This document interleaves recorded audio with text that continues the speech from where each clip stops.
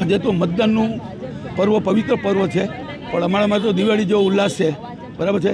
એવો ક્ષત્રિય સમાજમાં અત્યારે ખુશીનો માહોલ છે.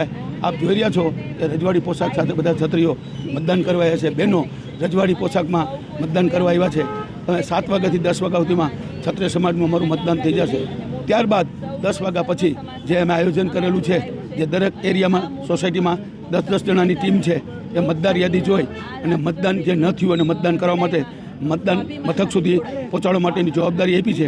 એ લોકો તો સવારે 5:30 વાગ્યામાં ઉઠી ગયા છે અને 7 વાગ્યાથી કામે લાગી ગયા છે. અને અત્યારે આપ પણ જુઓ છો કે માહોલ કેવો છે. તો સારામાં સારું મતદાન થાય ને ક્ષત્રિય સમાજનું મતદાન 90% થી 95% થશે.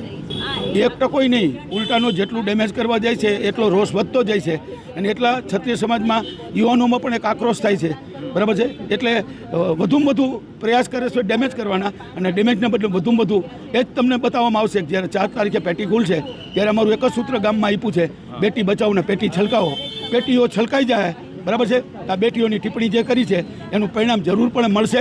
અને વિજય તો અમારો અત્યારે જ થઈ ગયો છે. જે ક્ષત્રિય સમાજ એક બહેનો, બરાબર છે, એ પણ ઐતિહાસિક દાખલો છે અને સંમેલન પણ ઐતિહાસિક છે અને મતદાન પણ ઐતિહાસિક થશે. 3 ઘટનાઓ, બરાબર છે, ઐતિહાસિક બનશે.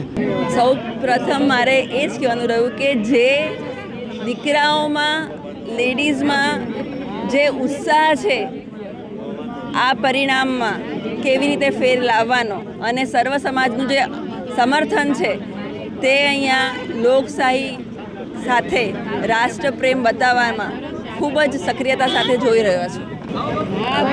કોઈ સ્વયંભૂ છે, ટોટલી જુવાડ પ્રોપર સ્વયંભૂ છે અને એ આપ સૌ રિઝલ્ટમાં પણ જોઈ શકશો.